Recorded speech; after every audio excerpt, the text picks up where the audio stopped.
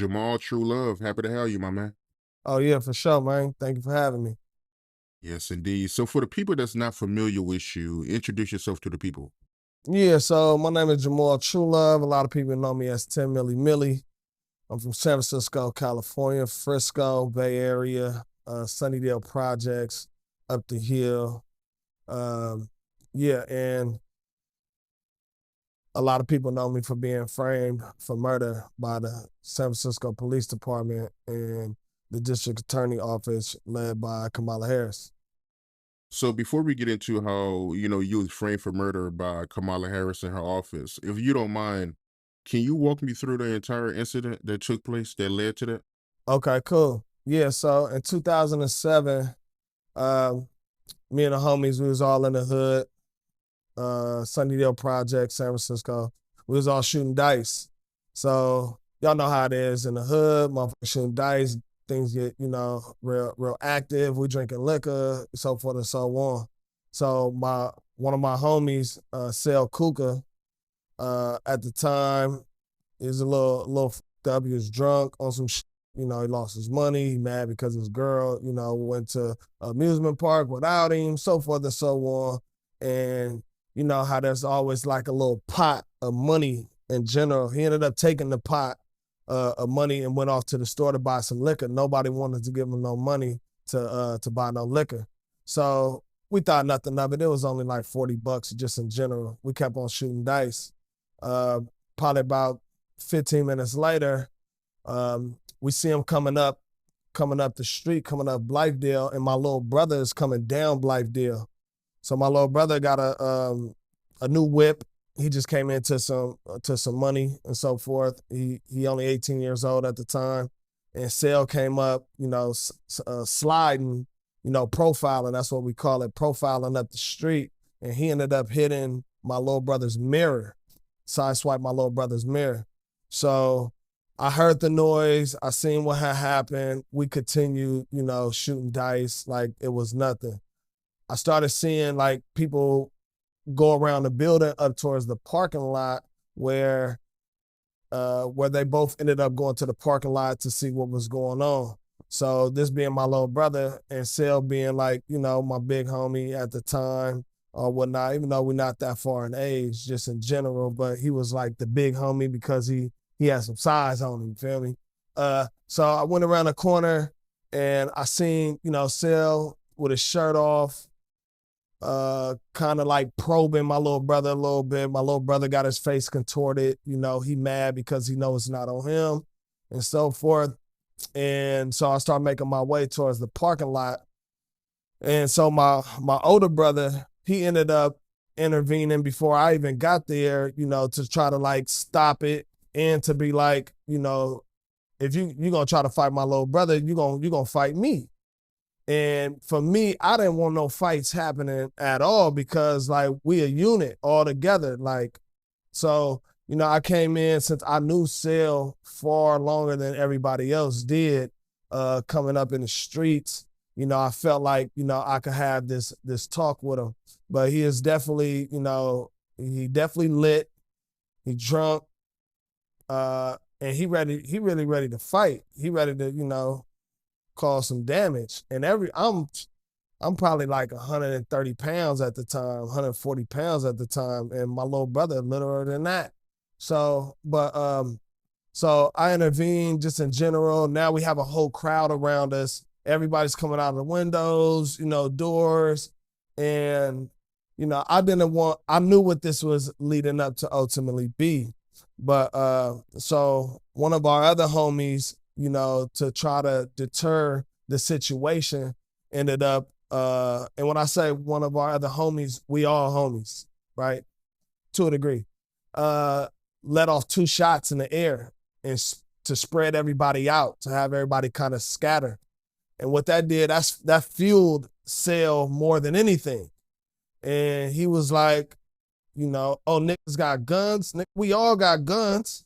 So he started, heading towards the other building down the block on Blythedale, and went to ask one of our other homies to give him the strap. Now I followed him because I wanted to make sure that he didn't get no gun. because I know nobody was gonna kill him or do anything like that because because we just know he was drunk. This is his MO, just in general. Ain't nobody trying to do something to him. But we know if he get this gun, then he's probably gonna do something to somebody, just in general. And ain't nobody gonna let him just get the gun without, having they strap out on some shit. And that's what, So our homie didn't want to give him the gun. I advised him not to give him a gun. Now at the time, I'm like big homie on the block for real.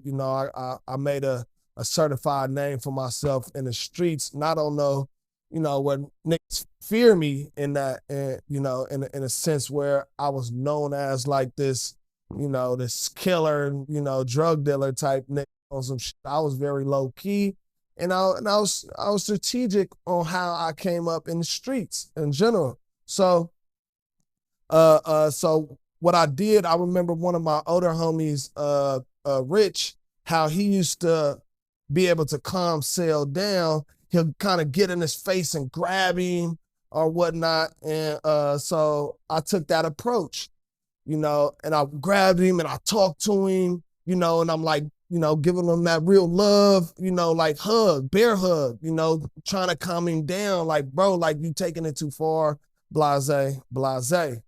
And from there, he's steaming, but then he breaks out of it kind of like in a violent way to a degree, but not in like he broke out of it to do something to somebody or whatnot. He just broke out of it in a violent way. But for me, it made me think that he wasn't listening. He wanted to keep it going. So, I'm like, man, I bounced off and went across the street. I'm really like, I'm about to get up out of here, I'm gonna get mines up out of here just to, to alleviate the whole issue. But also, I'm feeling that like, whatever you want to do, we can do it when it comes down to it. That was what was in my mind, but I didn't want it to be nothing, like that because I didn't want our block to ultimately split and separate. So I went across the street. I had a car in the parking lot, and I had a little chick in the car. So I went across the street, and when I went across the street and I started talking to the girl, my little brother kind of followed me to go to Sale's house where his girl is like, our big sis.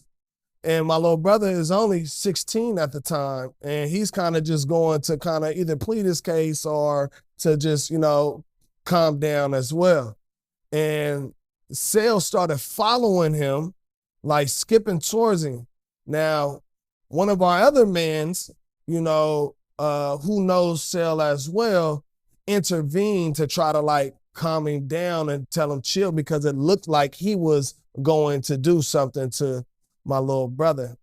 And in that instance of him trying to do that and calm Sale down, Sale went off and fired on him and tried to knock him out.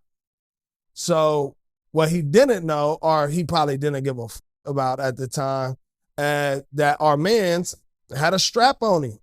So he did what almost any nigga would do if you got a gun on you and you just get assaulted by somebody. He got up because he didn't knock him out and instantly pulled the strap. And before I could tell him stop, in the motion, he already dropped him with 2 shots and then stood over him and fed him 9 in his head. So after that, obviously this is a murder scene. There's no way this guy is alive. And, everybody scattered, everybody left, me as well. I hopped in the whip, dipped up out of there, got my little brother, dipped up out of there. Everybody left besides the people who probably just stayed around the pillar and wanted to, that lived there and ultimately, came out and mourned over his dead body. So we left, bounced off, went and grouped, obviously, to talk about what was, what just happened. And now, put that aside. So what had kept on going on the scene was that the police came and the police was asking people, who did it. They wanted people to, to tell on the person who did it. Now, the person who did it, like, this is my man's, we was been really in the streets. Like, this nigga really a serial killer, like, for real, right? And everybody knows it. Everybody knows he got 9, 10 bodies, you know what I mean? This is his MO. So everybody spooked to say that it was him. So the closest thing to say that it was him, there was like, oh, it was somebody Jamal was with. Now, mind you, this is a cross-racial homicide, right? I'm black. My man's who, my man's at the time that ended up killing my man's is black, and he's Samoan. And most of the people on the block are Samoan. I mean, I ain't gonna say most of the people, but it's like a 50-50, right? We grew up with a lot of Samoans that, was like niggas, right? So, so my name kept on being, said on the block at that time. And then you had this girl named Priscilla Lululemanga, who said to the police that she seen the murder and this is her cousin and so forth and so on, and that she wanted to cooperate. So they snuck her out the back of the house and took her to the police station. When they took her to the police station, they walked her inside of the police station. Now, mind you, how I know this is because what ultimately came out in my civil trial later. So she came into the police station with the two detectives. Before they even got to the precinct, Ingleside Station, they already had this clipboard with my face on it, right? And who testified to this is this kid by the name of Oliver Barcenas, who was like 16 years old, 17 years old at the time. And I'll show you how Oliver comes back in later. But he testified to remembering this last name Trulove being said while he was at the police station. And they were pointing at this clipboard of a mugshot and repeating to this girl, was it this guy? Something that starts with a J, Trulove. And the girl kept on saying, no, it wasn't him. So, no, it wasn't him. Now, what they ended up doing with frustration was take her to the back where there's a lot of different mug shots on the wall. The mug shots on the wall had various of people's faces, including mine. The same mug shot that was on the clipboard. And they said, point at the person if you recognize them on this board, whoever you recognize. And she went ahead and pointed at my little brother's picture and was like, yes, he was the guy being chased. So what she perceived in her mind that my little brother was being chased by Cell. She also pointed, and now my picture, my mugshot is right above my little brother's. She doesn't point at it at all. She went on to point at my older brother's picture as well and said that he was there on the scene and his picture was like 2 pictures away from mine. So she wrote a statement and said, what she said and what she's seen. And it was pretty accurate what she's seen, to be honest, right? But the thing was, it wasn't me, right? And so from there, they never brought up any charges because she didn't say that I did it. So after about 2 days of all of this stuff going on, right? What's happening on my end is me trying to bridge this gap between who's responsible on who did it and why people feel like I should have did something about it because that was my man's, and why me and my crew should have did something about it. Now, my man's who ended up killing Sale, he's not from our block, right?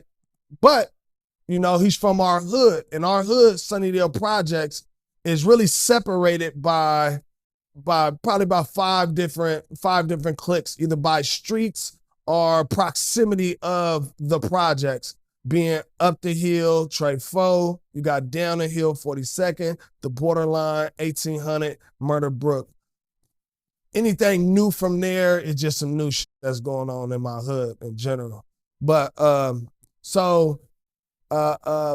everybody kept on saying that it was my friend who did it, and they kept on saying him. And I think what they ended up coming up with is blame Jamal, right? And what he will ultimately do is tell on the nigga who did it.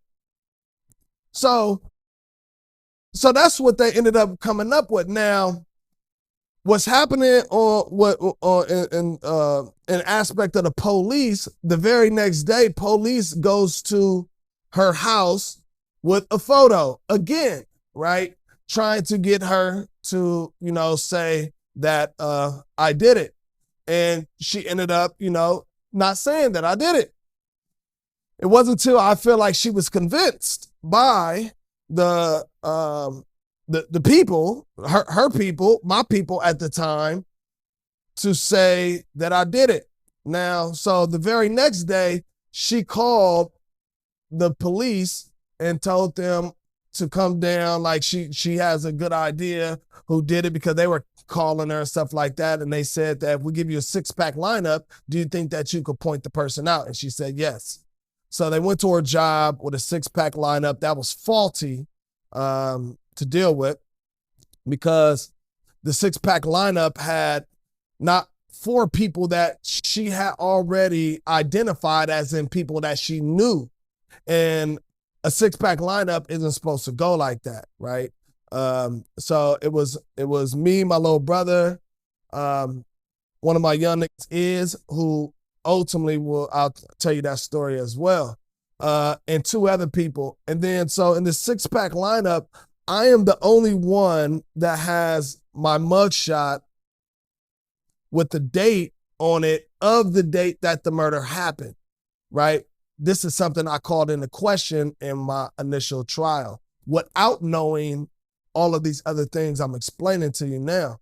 And then, and I'm the only one that has this orange-red jumpsuit on. So it was very telling how they constructed the 6-pack lineup, who they wanted her to point at. And that's what she did. She said, that looks like the person who could have shot Sale. Is that Jamal? And they confirmed, they said, yes, that's Jamal. And she said, well, I'm almost 100% sure that he was the one who did it. But almost 100% sure ain't gonna cut it.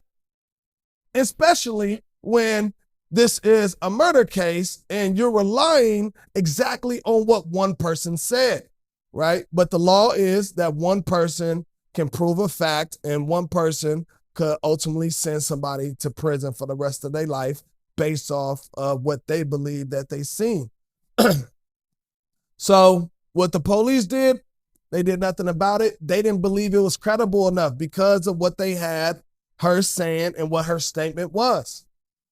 So now, mind you, at that time, I'm still trying to figure out everything that's going on between like the streets and how my peoples is feeling, how the other side of my peoples is feeling. And, you got one side ready to go to war, the other side ready to go to war as well. I understand why they feel some type of way. I understand why they feel some type of way. And I'm kind of like stuck in the middle. But to be honest, Sale was really one of my good friends. And, I was leaning their way more at that time because something had to happen, right? But unbeknown to me, that's something that has to happen to me. And they were plotting it. So we had a mutual friend from another side, another hood in San Francisco, that really stayed out of this other conflict that was happening in San Francisco between me and, my mans who killed my mans, right? Who was staying out of it. But since they wanted something to do with me, and since done to me, and since he was already an enemy of where my other guy is from at the time, he played off of, our relationship and acted like, he just wanted to, he wanted to just be out of it. And the reason why he was in it is because I had one of his things, right? I had a chop of his, and he had a mini phonic of mine, right? And he wanted it back because in his mind, he thought we were going to use it for this war that was brewing up. So I thought he was, more so just in the middle and not want to be a part of it. I respected it. I got a history with him in general, right? So I'm in Oakland and I'm setting up to meet him, at the time to, transfer, to give him his thing for him to give me my thing. And so I go outside. Now, good thing my little homie is, at the time, wanted to go with me to the store right after I make this exchange. So when I go outside, I see him posturing kind of like Maney, where, he got his hands kind of like right here, and he like, oh yeah, I'm parked over here, and he has a van, right? So I'm already kind of like eerie a little bit, but I don't want to be like, oh, hold on, what type of shit you on? Because I don't know if he on any type of shit or not. So now I got this chop broken down in my bag, right? In a baseball bag. So we make our way over, and when I see him go around to the other side of the van to basically get in, I go to act like I'm about to hop in the back of the van. So I go to open a door, and I lean to see if he hopped in the car yet. And he didn't hop in the car. But right at that moment that I noticed he didn't hop in the car, I feel the door push open, and my little nigga is going inside of the van when I open up the door, and they come out, blah, blah, blah, blah, blah, and instantly shoot in the face. He turned around, start running me. I instantly just book it straight. I don't got a building to turn. I don't got a car to hide behind. I don't got a fence to hop. I literally got to run directly straight in hopes that I hit this corner in time. Because in my mind, I came up, like in war times. Like me and my hood warred in San Francisco from 2002 to like 2007, like crazy. So in my mind, I'm already thinking like, damn, I'm about to get shot, right? So I'm running fast as I can. My head is down. And all I'm thinking is just don't shoot me in my head so I can have an open casket for my mama. All I'm hearing is these gunshots because his is already gone. They focus directly is on me. And I'm hearing I'm seeing everything just literally go past me. And I run a full block, an Oakland block, and made that right, made that left, hit the corner, took the, I know the police is coming, took the thing off, threw it in the bushes. Now I'm right there by Lake Merritt. Now I'm furious, that this nigga basically just set me up in general. So, but now I know what their intentions are, right? Because there's no way that he does this without them approving for this to ultimately happen, right? So now, good thing my little homie he ended up, living. He got shot a couple times. Obviously, he got shot in the face, up his teeth, went out his ear and stuff, and and he lived. So in between all of that, I had just made it on I Love New York. I had just came off of I Love New York, the reality show. to try to ultimately put my name out there and my music out there because I was focused on music. I was always, born to be an entertainer and to get into like music and film, acting, and all these other things. I just never had the opportunity to do so. So after that happened, I felt some type of way. I damn near was ready to go to war and really, and put the pressure on them. But I had too much love for them to do so.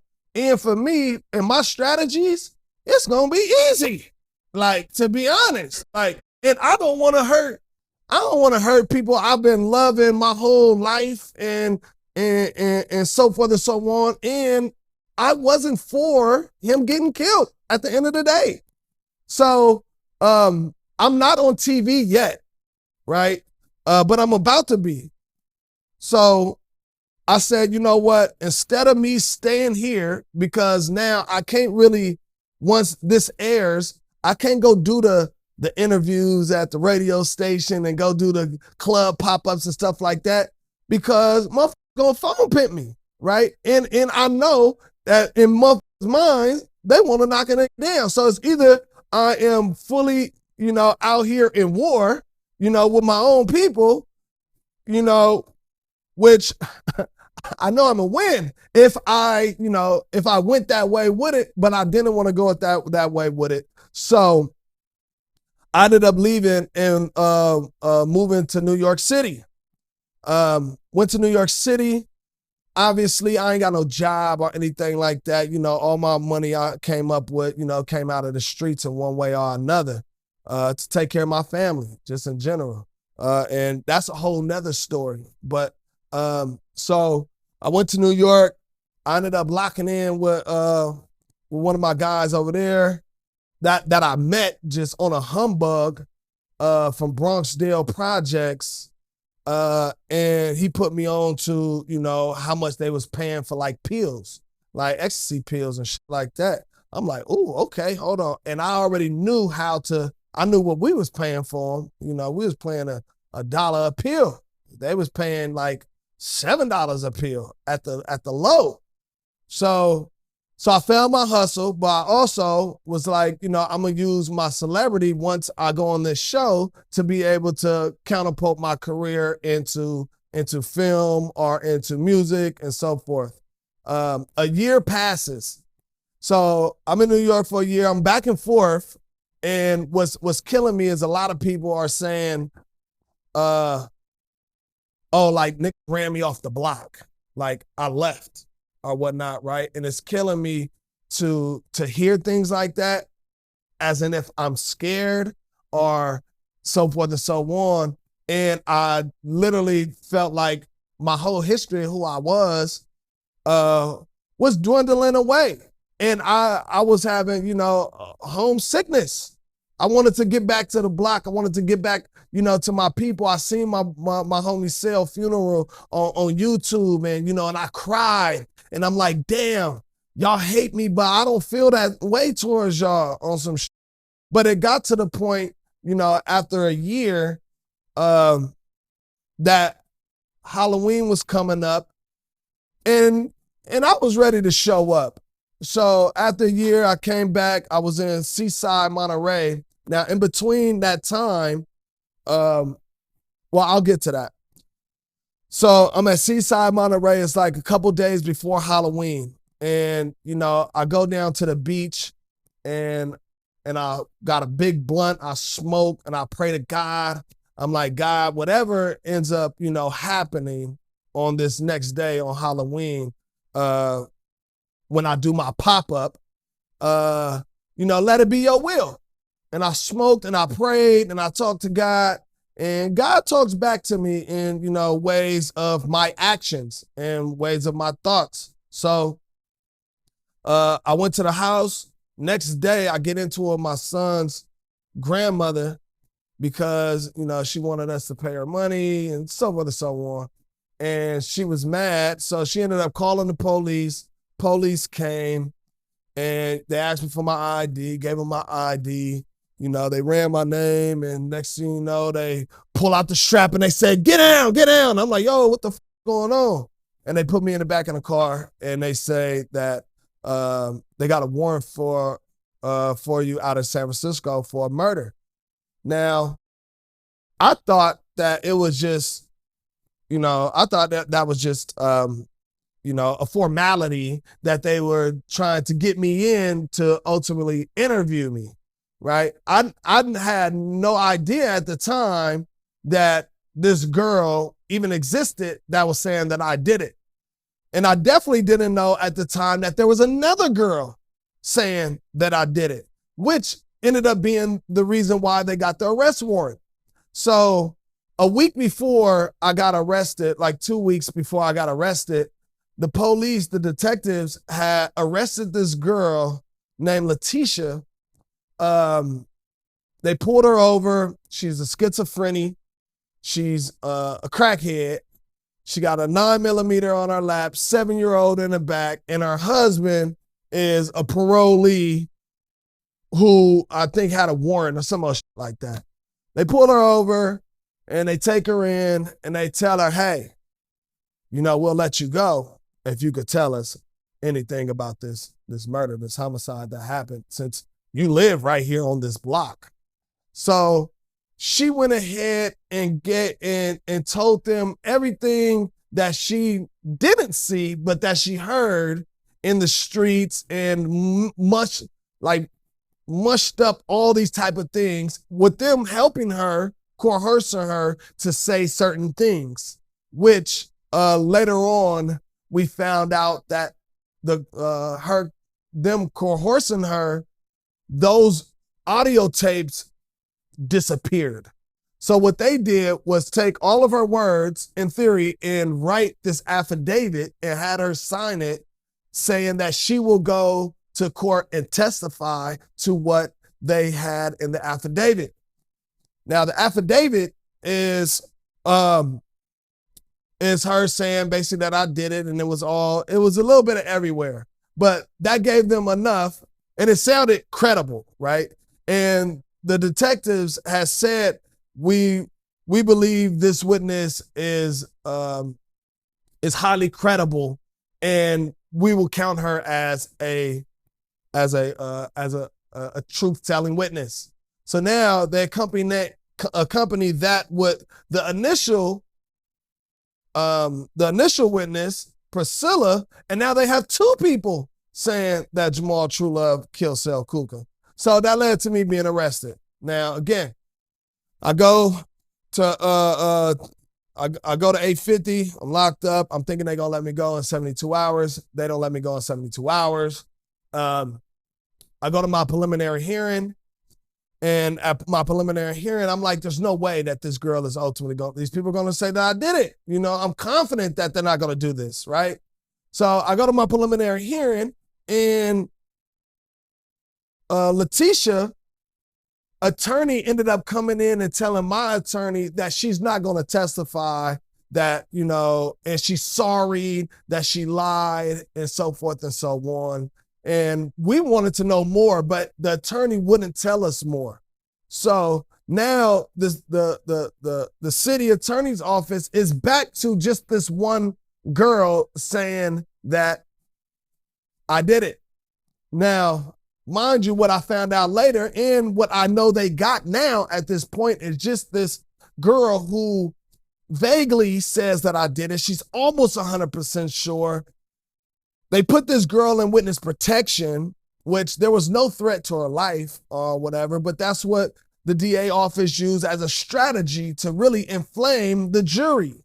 As in, if this girl is truly in fear of her life, and how truthful do you have to be about what you've seen to uproot your life to go live in this crummy hotel, which was later debunked by Justice Klein during my appeal. And he said it was made up of whole cloth because there wasn't no truth to it at all. So what I know they ended up having was, and unbeknownst to me, which was a total Brady violation that I couldn't prove at the time because it came out in my civil trial. So there's this detective and a gang task force agent and officer named Kevin Noble. He knows me, he knows my family, and everybody in the hood, I mean, everybody knew I didn't do it. And everybody knew, for one, I was keeping it a bean and I wasn't ratting on the nigga who did it, right?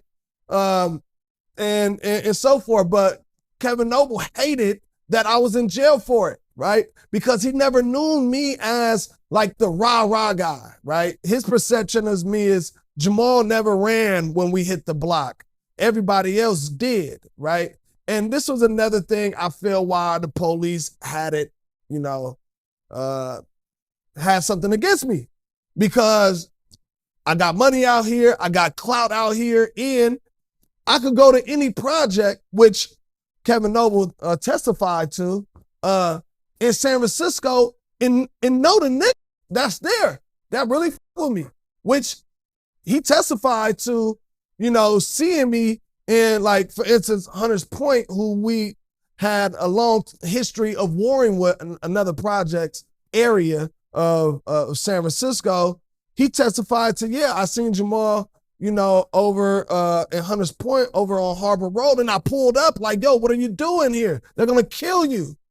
And he testified, Jamal told me that, hey, I got a player's pass. I'm good anywhere.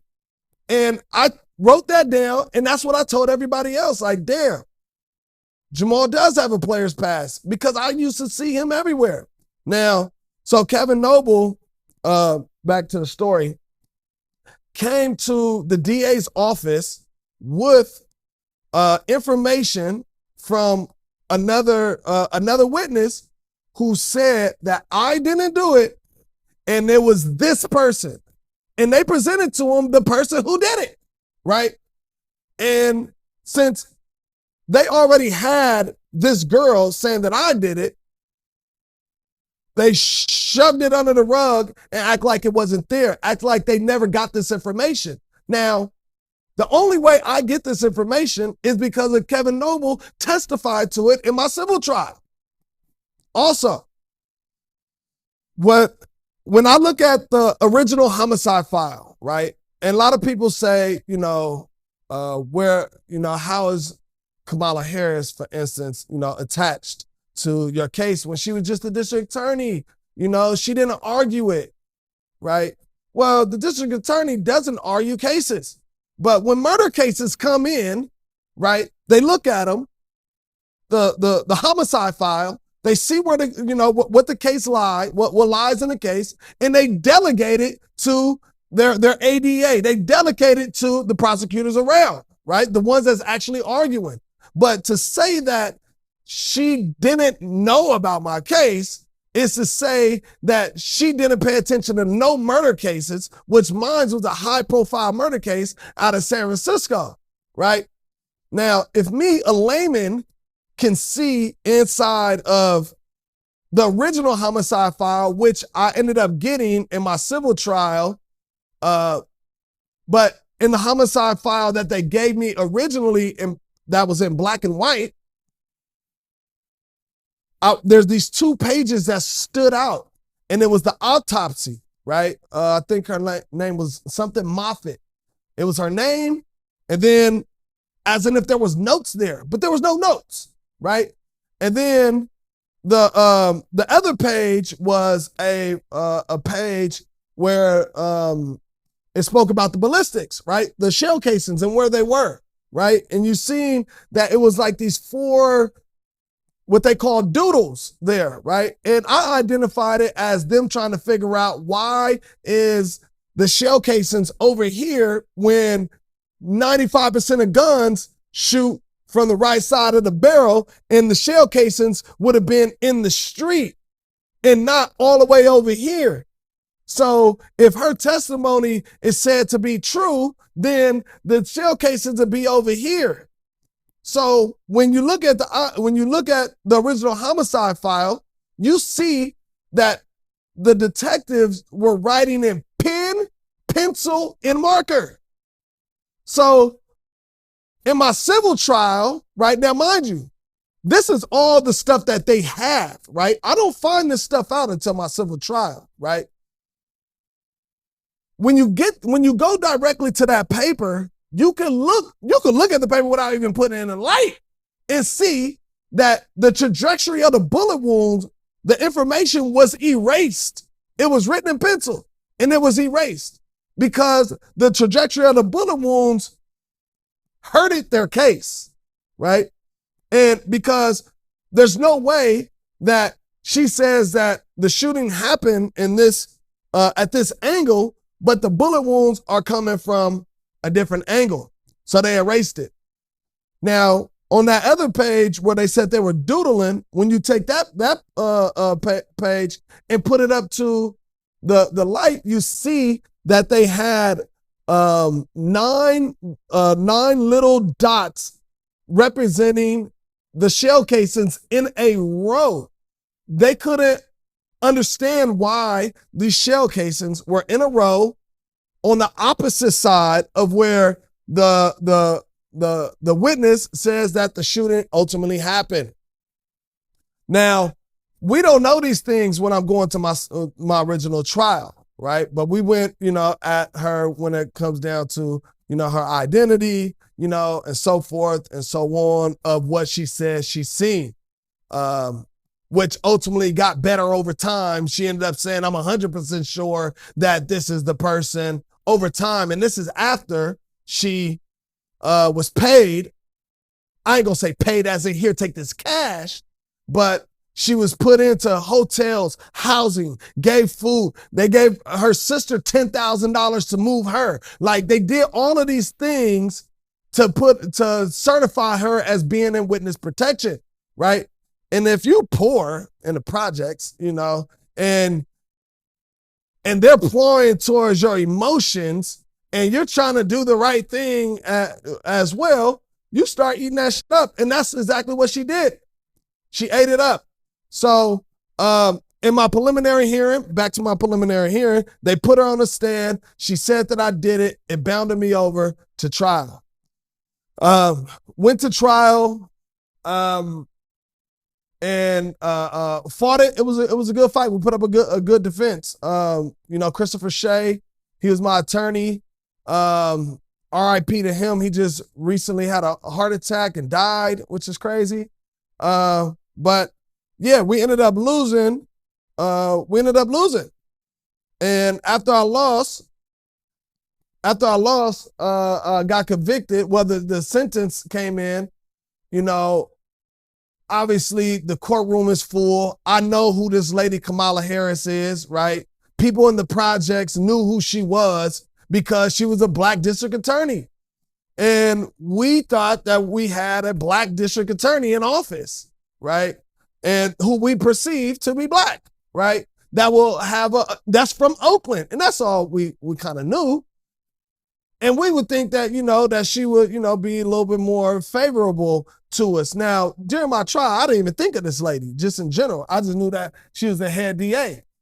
They never came and tried to talk to me or anything of the sort, right? It was strictly, you did this, we charging you, you're going down. So at my preliminary, on verdict day, I remember seeing her in the back when I walked in. And when they laid down announced that I was, convicted for first degree murder, which I already knew I was convicted because the jury asked a question to the bailiff, because they give like these questions to be clear to the judge or whatever it may be, and we get to know what the question is. They bring us down to what the question is. And the question was, what's the difference between first degree murder and second degree murder? So I already knew that they just decided if it's going to be first degree or second degree. So I already came in there with the energy of like, I'm convicted. Now, they already knew too. So that's why the courtroom was super packed. And you see Kamala Harris like literally like front row, opposite side on the defensive side. And when they came with the verdict, guilty, me, I wanted to make sure I seen every nigga that was in that motherfucker on that side, not supporting me, and everybody else that was on that side. Because I knew, for one, I didn't do it. I stood on principle, and and I was gonna fight to ultimately get back. And I'll never forget when I turned around and I looked and I seen Kamala Harris. We locked eyes this one time, and she laughed.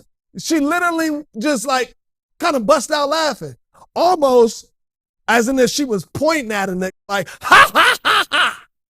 That's how I felt. Though she didn't point, but that's how I felt when she was laughing at the verdict coming down.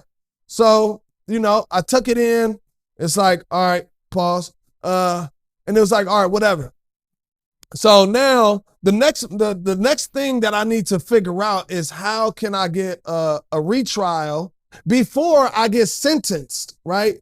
I don't know. I'm learning all of this stuff. I'm learning the law. What is it that, it is? Nobody, out of everybody that was there, everybody knew I didn't do it, but niggas in their mind, they thought of it as even if you came and testified to say that I didn't do it and not say that somebody else did it, that's still telling. When it's not. But also, I get them to a degree, they were kind of scared of the opposing side, because if they came and defended me, then they may end up getting, like knocked down or something like that. Like they have to worry about niggas in the streets and so forth and so on, saying that they supported me or whatnot. Even one of my main mentors who, I worked with, for a long time, nonprofit, United Players, he was on their side, right? But he didn't know the full story, but he had that fear in him, because he came for me, but he seen them and he thought they was for me, but found out that they wasn't, and it put him in a sticky situation where he didn't even want to say nothing because he didn't want to get involved in the situation. So the next thing that happened that was huge and significant, before I get my sentencing, this is in 2010. At this point, I went to this church service and I came back from this church service. Remember I told you about the kid, Oliver Barcenas, right? I come back to my 12-man pod on the 7th floor, and this Hispanic kid comes up to me. He was like, "Hey, your last name Trulove?" I'm like, "Yeah." He like, "Did you go to jail like in, 2007 or something?" I'm like, "Nah, but that's when my case happened." He said, "Oh yeah, I remember being at Ingleside police station, and this Samoan girl came in with these 2 detectives, and I remember them saying something Trulove, and that never left my mind. And when I seen your name in the newspaper, it was like it triggered that memory." I'm like, "Hold on, what?" He broke down the whole scenario that I explained earlier right there in front of me. I'm like, "Oh, this is new evidence. This evidence that I couldn't discover on my own," right? Because I knew nothing of him being there. Even when we subpoenaed the police station to have all the names of everybody that was at the police station at that time, I don't care if it was a motherfucking janitor, give us the name. They never put Oliver Barcena's name on the list. So we have a clear-cut new evidence that leads to that can lead to my innocence if he was put up against this one girl saying that I did it. And then he goes up there and saying that this girl at the police station was saying that he did not do it.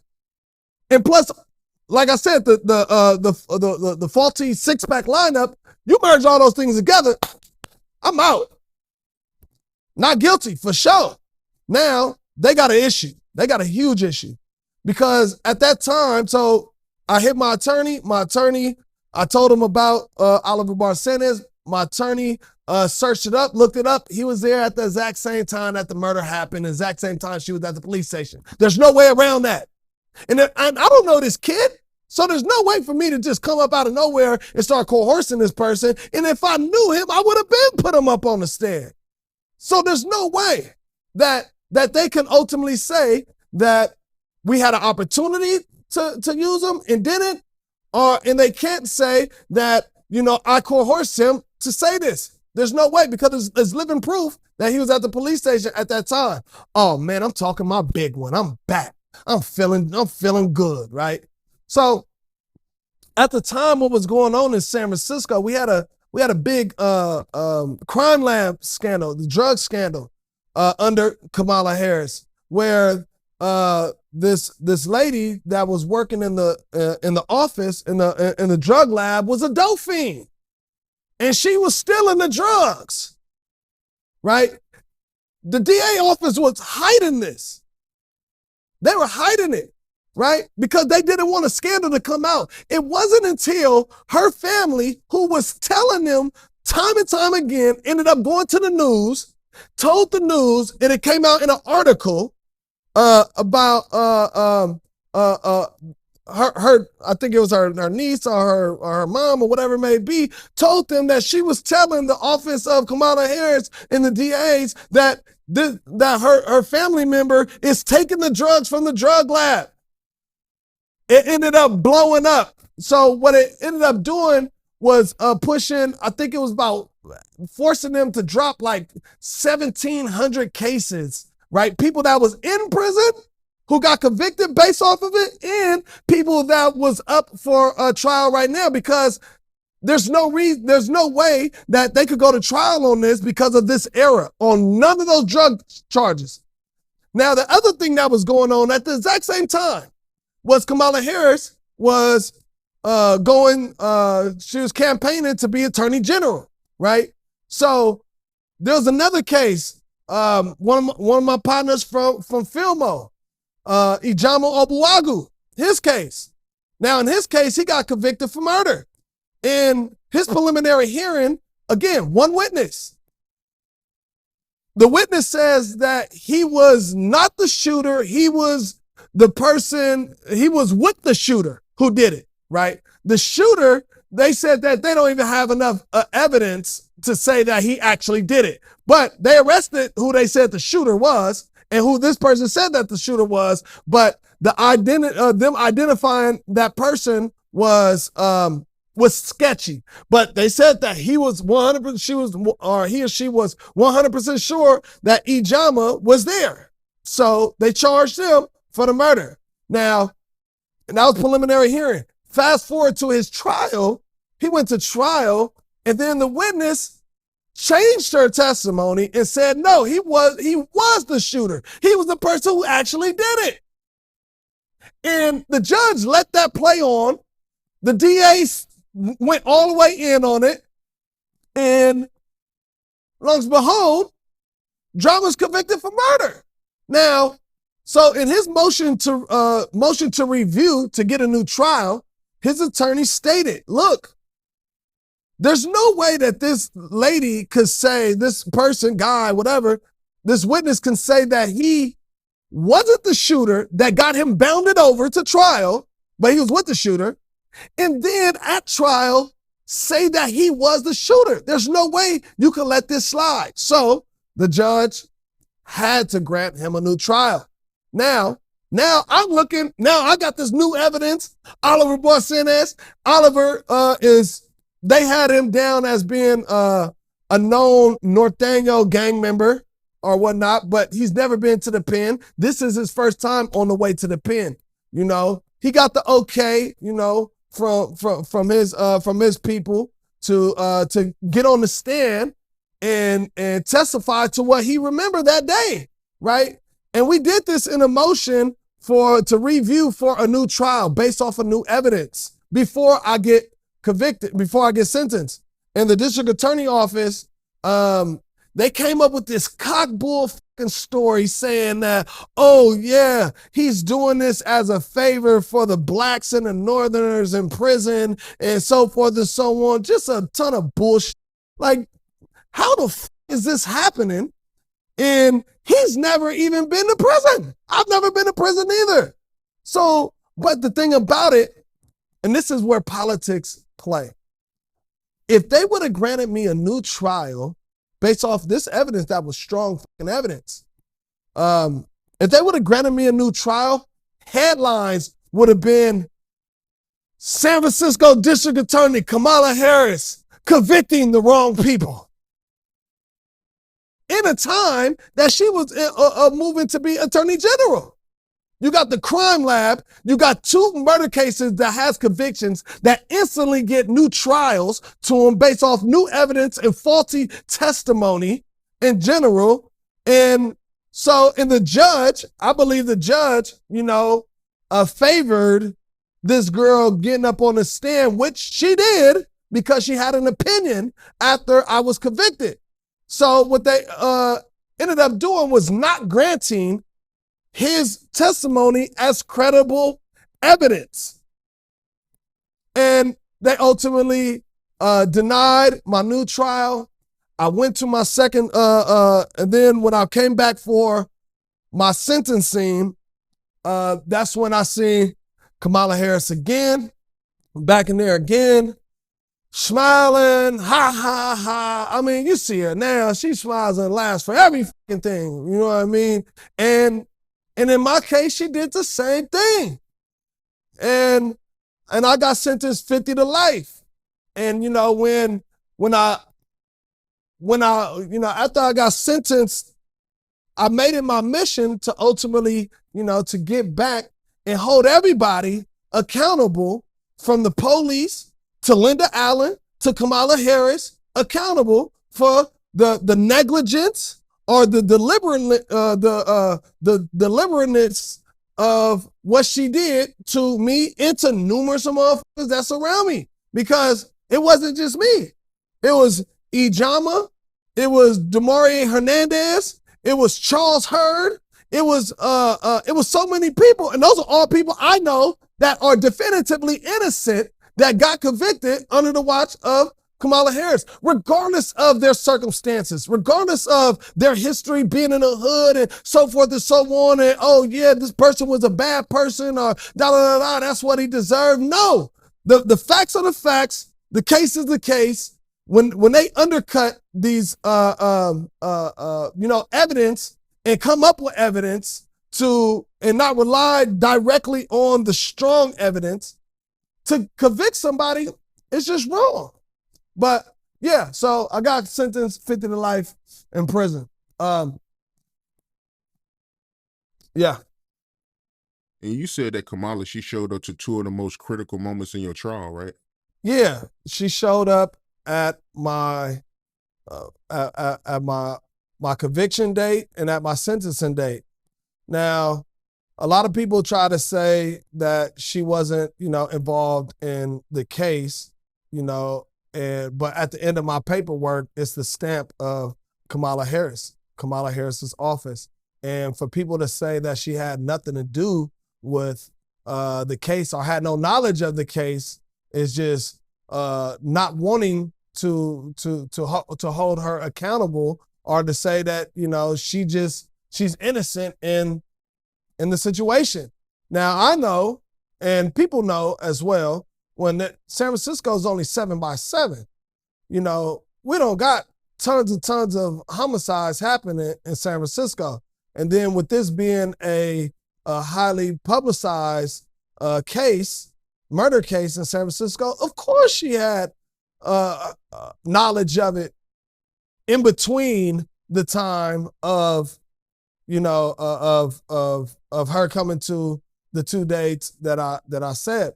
Now, in the times that I could believe that she was involved for sure is when the case got brought to the office, right? You're looking at the homicide file, and she has to delegate this case to a district attorney. Not district attorney, but a prosecutor, somebody that's going to argue the case, which Eric Flemings was the first attorney who argued it in my preliminary hearing. And then she ultimately delegated it to Kamala Harris. Now, the strategy on that, I would say, if I was in her shoes, was for one, you have a female district attorney, you have a female that's a witness, and you have a female judge. Then you have this black man, right? And then he has a white attorney that's, a good looking attorney, pause. And how that will play to the jury as theater, right? So she had to have seen the case, the original homicide file. Now, if I can literally, as a layman, find in this homicide file the two crucial things that led to my innocence, they did too, right? To say that she wasn't aware of the new evidence that Kevin Nobles brought to their office, what a witness stating that this other person did it, is, to say that, she just either wasn't aware or she really didn't give a that it was literally, we got our guy and tucked it under the rug where they didn't even keep a log of it. The only way that we were able to find out was in my civil trial. Now, if we would have known that before, then yeah, it would have been a Brady violation. But we didn't know. So her involvement in the case behind the scenes, one can only infer what that was. But the only time that I ultimately seen her was on those two pivotal days. And the statement that she made after that they put in the paper about her honoring, the witness and how much courage the witness had to have to change her life, just to hold this murderer accountable. But yeah, so with that, right, to pick back up on the story just a little bit more, after I got sentenced 50 to life in prison, I went on, obviously, with a mission to ultimately get back. I met this guy by the name of Taja Dean, and this kind of plays to the macro of my story. When I got to San Quentin, I met this guy by the name of Taja Dean, and he had just finished doing 18 years. Not finished doing 18 years. He just got back, and he's going back to San Francisco to ultimately get his case thrown out, to which Kamala Harris tried to hold his case back due to a motion being filed not on time, or some old shit like that, and tried to delay him being released, which the judge ended up pushing his case forward and ultimately just releasing him. Now, I just wanted to state that because that comes into play later on as well. So I went on my journey to ultimately get back in the trial. Now, mind you, while I'm going through my appellate process, right, she wins attorney general right after I lose my criminal case. So now, in the process of me going through my appeal, we are going up against the attorney general office. So now she has this murder case that's on her record, and now we have to argue the appeal through her office. So for one to say that she was not aware of a murder case that was in pursuit of being overturned under her watch, for her not to be aware of that, it's just people being in denial. Because I know if it was me, if it was you, if it was anybody, and you were in that field of work as an attorney general, which they lean on their convictions, right? She didn't want the case to be overturned. So I went through a 3.5 month process, through my appeal process, of them combating back and forth, of trying to ignore the fact of prosecutorial misconduct that they say led to ineffective assistance of counsel, which it was. But it led from prosecutorial misconduct. And what's crazy about that is when Linda Allen was spewing all of this shit from her mouth, talking about how the witness telling the jury to put themselves in her shoes and how accurate do you have to be to uproot your life and go live in a crummy hotel and X, Y, and Z. You're not supposed to do that. You can't tell the jury to put theirself and play towards their emotion to tell them to put themselves in the witness's shoes. And there's no evidence of her living in a crummy hotel.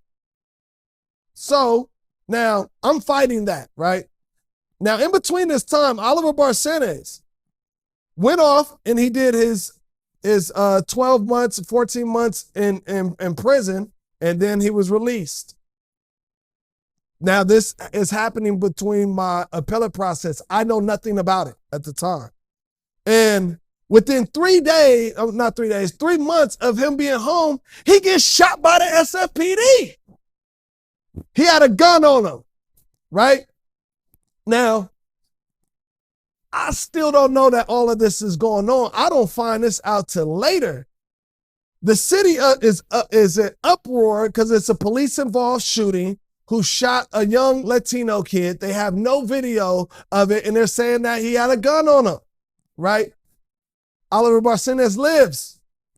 But they recover this gun, which in theory, I believe, right, that it was a drop gun, right? And in the projects, what these police would do, they'll chip a gun, give it to a dope fiend or an informant of some sort, most likely a dope fiend, and have that dope fiend go and try to sell this gun to a specific person for an offer you can't refuse in the hood. And that's what I believe happened. And then in that instance, when they know that this person has this gun, there's only two things they could do. They can either not run, go to jail with it, but 9 out of 10 times, 99 out of 100 times, that person is going to run. And if they run, they going to start shooting because they going to find that gun and then it's going to be justified because they're going to say he had a gun on him. The thing about it didn't work. Oliver lived. They didn't kill him. So he went on to have to do some more time with bullet holes in his ass, and it ultimately ended up catching testicular cancer in prison and so forth and so on. Fast forward, I win. I win my appeal, and I get back into trial. I win at my second trial. We don't use Oliver Barcenas because he couldn't prove a fact, and it was part of our strategy. Now, mind you, remember again, Tajadeen. When I got to San Quentin, I talked to Tajadeen. He told me, he was the first person I ever talked to. He told me, he said, Jamal, if you're innocent, make sure you don't fall into the prison politics and you stay on top of it, because it took me 18 years to ultimately, be on top of my case. And now I'm heading back, but make sure that you focus in. So that always stayed right here. After 6 months, I got sent to Calipatria, and Calipatria, the intake dorm was a dorm that ended up being full, and I was the last person that they needed to house. So they put me inside of a actually living dorm, a building.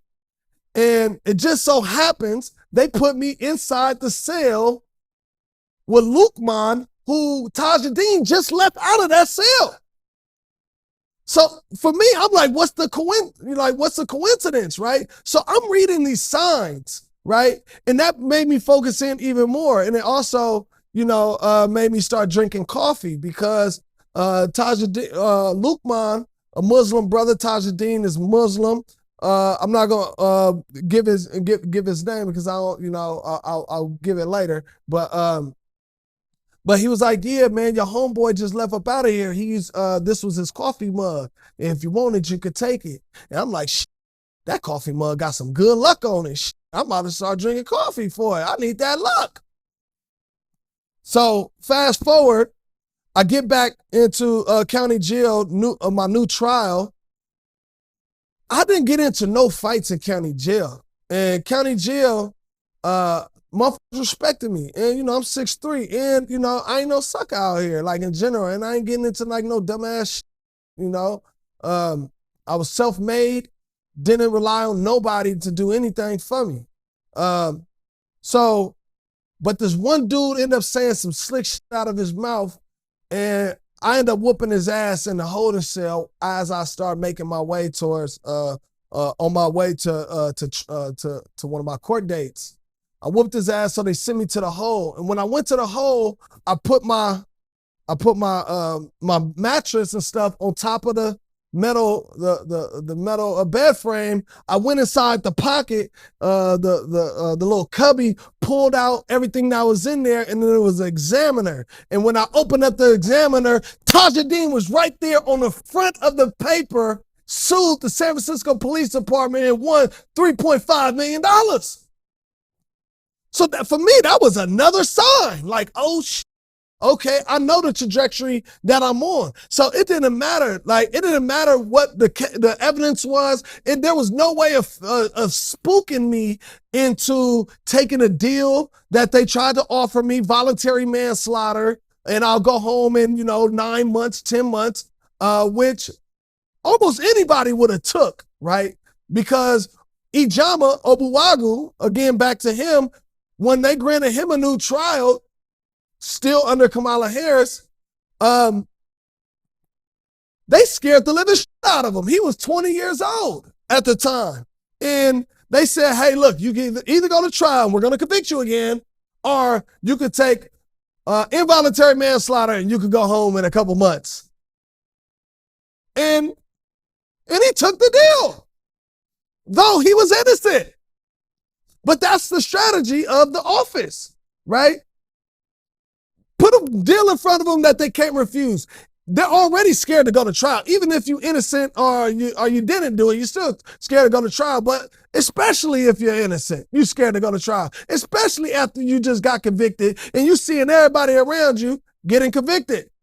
Again, I won my second trial, right? I never used Oliver Barcenas. And it was like, you know what? It's not meant for me to use him for my criminal trial. It was meant for me to use him for my civil trial. So I come home. Oliver Barcenas comes home just shortly after. He does 3 years straight, gets off parole. I'm just prepping for my civil trial. Now, in my civil trial, I know I'm about to use Oliver Barcenas. I know I'm about to question the original homicide file. And there was another thing that my attorneys was Barry Scheck and Peter Neufeld, and Nick Bruston, who argued my case. Neufeld, Scheck, and Bruston, they're the ones who founded the Innocent Project. And Barry Scheck was O.J. Simpson's attorney. And there wouldn't be a Johnny Cochran without Barry Scheck, because Barry Scheck explained the glove. So Johnny Cochran wouldn't have that historic, closing argument if Barry Scheck isn't that guy that explains it. But anyway, so my attorneys were telling me, they was like, hey, look, you're going to have to tell them who actually did it, right?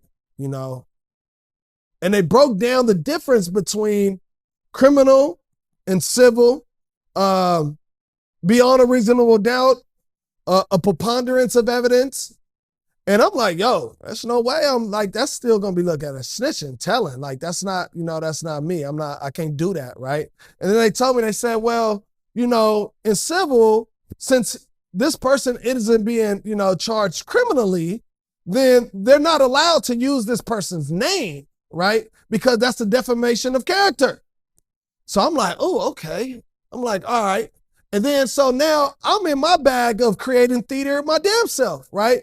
Now, they didn't advise me, these things. They didn't know about the original homicide file and what I was questioning. That was my idea, to ask the judge, can we see the original homicide file?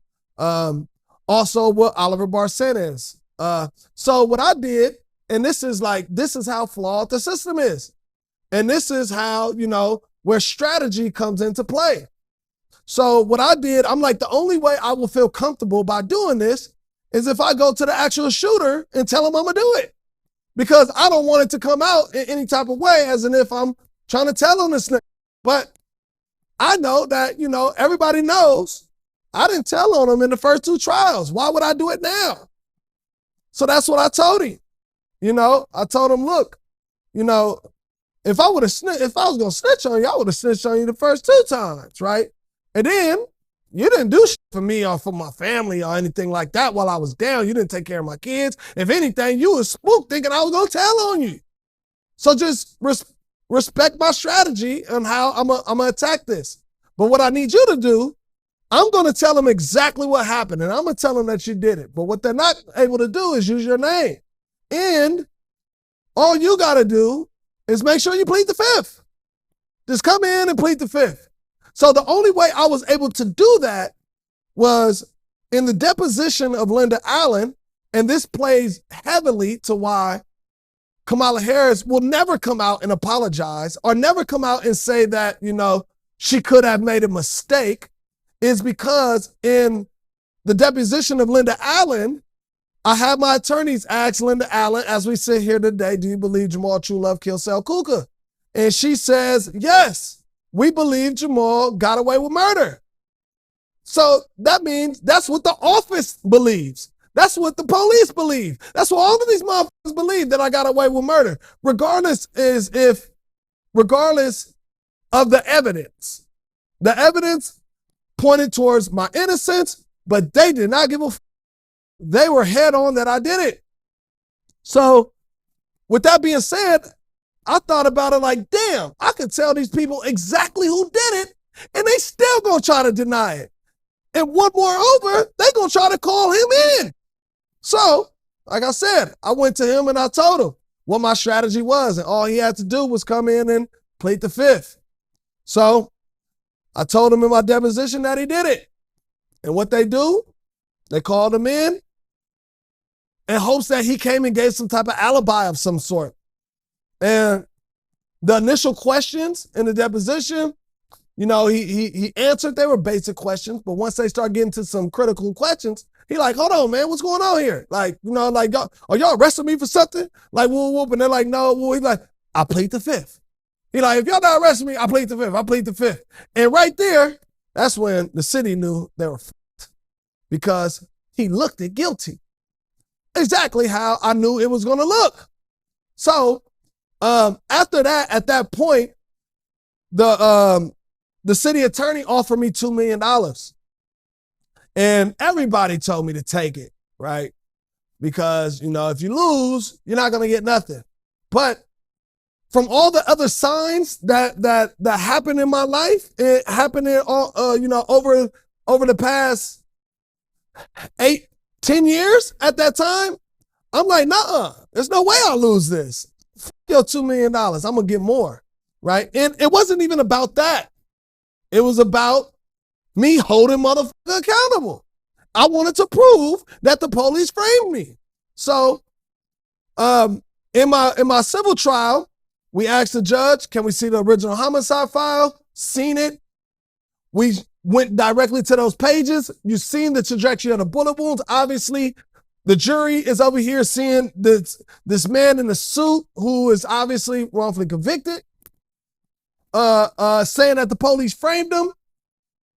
They pull out the original homicide file. You see the trajectory of the bullet wounds that was stated, written in pencil, in erase, and you can read it literally. You go to the ballistics page. You see that. You can see it literally. They were in tears. Also, we put on the stand Oliver Barcenas. And he got up there and he told them exactly what he told me the day that I met him in the cell that time. And then them, in panic, they called in the actual murderer to be a witness for them. And he comes in, right? Damn near looking like the person that did it. If I'm saying that this guy did it, and the jury is looking at it like, oh, if he's saying that this guy did it, and then as soon as they see him, he comes in, not to be profiling, two teardrops under his eyes. You know what I mean? With a crazy mug on his face, right? Looking like the nigga that could have did it. And then they look at me, they're like, oh, my attorney grills the shit out of him, and all he doing is, I plead the fifth, I plead the fifth, I plead the fifth, I plead the fifth. And they excuse him. And he walks right out of the courtroom. The city attorneys, they didn't know how bad that was ultimately going to look, which it looked horrible. The jury were in tears. I knew I won before I even won. So I was ultimately awarded $10 million, right? That by the jury. I became the first person in California history to prove that the police framed a man. Now, mind you, the ultimate goal, what I wanted to do was, if I could prove that they framed me in civil trial, that should be enough evidence to hold them accountable in criminal. Because it should be criminal to frame a man, right? For murder. That's what we all think, right? But now I will be relying on the same city and county who believed I got away with murder to ultimately charge these detectives for framing me. But then there's also, what's in there is them not being able to charge them because of the timeline. Because of the timeline of, damn, it's leaving my mind. Them being able to charge, right? It's like a fucking 3-year window, 4-year window to charge somebody of a crime, or you throw it away. So they're like, we can't even charge them anyway. And this is what my attorney just telling me. So I'm like, damn, that's fucked up. So I went on to win the $10 million. We ended up settling. So people always try to be like, oh, but you settled. You settled. No, I didn't. What we settled on was the $3.1 million that the city attorney has to pay the attorney fees for, which my attorneys filed the attorney fees being $4 million that they would have had to, give up. But they're like, man, we're not giving you $4 million. We'll give you 3.1. And that's what my attorneys ultimately settled on. And all combination, between the 10 million and 3.1, it ultimately came out to 3.1 million, which we went 60-40, right? So after winning the civil case, within 3 months again, I was sentenced and shot by the SFPD. This man has been shot 16 times in his life, only by the San Francisco Police Department. Within 3 months of either him being released the first time or 3 months of him testifying in my civil trial. Now, everybody said that this was a conspiracy for me, that the police framed me, right, in general, because you can't believe it, right? Now, obviously, I was able to prove that they did in front of a jury, right? Which I felt this even more, that we should be putting this in front of, a jury for sure and suing the police. But so they shot him. Now this time they have video cam, right? Which when you look at the video cam, this happened the day the Warriors won the championship, and I think it was the 2018 championship. Won the championship. Everybody's partying. It's in San Francisco. When you look at the video cam, again, drop gun, right? They got him with it the first time. They knew they'd get him with it the second time, right? So you see the camera, police are in the car, quietly, not saying a word. The car is silent.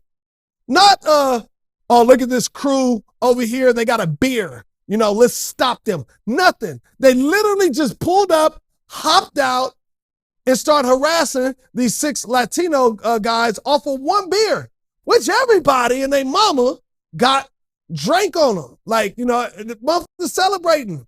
And you see Oliver nervous, posturing a little bit. And once they want to start jacking him up, he ends up breaking. He runs. So instantly the officer drops his mic or baton or whatever it may be, grabs his gun and start running while the gun in his hand. And from the body cam, you just see him go like this. Blah, blah, blah, blah, blah, blah, blah, blah, and shoot him 8 times. And then says, he had a gun on him, right?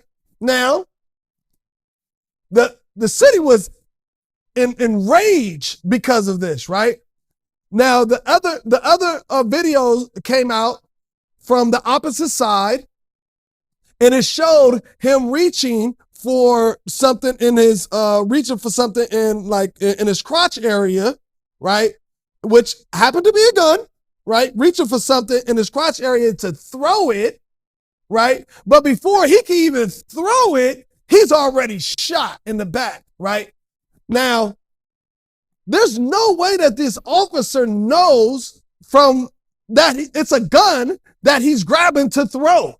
It could be drugs. It could be anything else. So the officer doesn't see at all what he has right there. So one could say that the officer knew that it was a gun that he was ultimately trying to throw. And once they kill him, they can find the gun and they're going to be like, oh, he had a gun on him, so we killed him, you know what I mean? Because we're in threat for our life. But Oliver still doesn't die. And they got the officer, and this is where it gets funky. They got the officer talking to another officer on camera still. And he says, yeah, man, it looked like it was a tech. Oh, really? No, it wasn't a tech. What he got confused is the first time they shot him, they found a tech. This one, it was just like a regular gun. It was like a 9 or some shit like that. That's where they fucked up at. He's remembering. And then that same officer that shot him just killed a boy in South San Francisco 17 months prior, and SFPD hired him. Now, one can say they hired a shooter. The first officer that shot Oliver, after he shot him, he got promoted to captain. So when you put all of these things together, right, obviously it speaks towards a lot of, corruption and, so forth and so on. Oliver Barcenas, like I said, he lived. He went on to, they sent him to prison for a long time. I heard he just recently got out, but while he was in jail, he sued the police as well. And he ended up settling for $800,000, which I was mad as because I wanted my attorneys to take his case and prove that the police was, targeting him for testifying against them, which the media has not put this together at all. Even when I reached out to the media to tell them, do y'all know the case of Oliver Barcenas? Do you know that he testified against the police in 2 different times in my criminal and in my civil, and then he got shot by the SFPD both times after? Like, yo, that story is there. It's easy to connect those dots. But anyway, so yeah.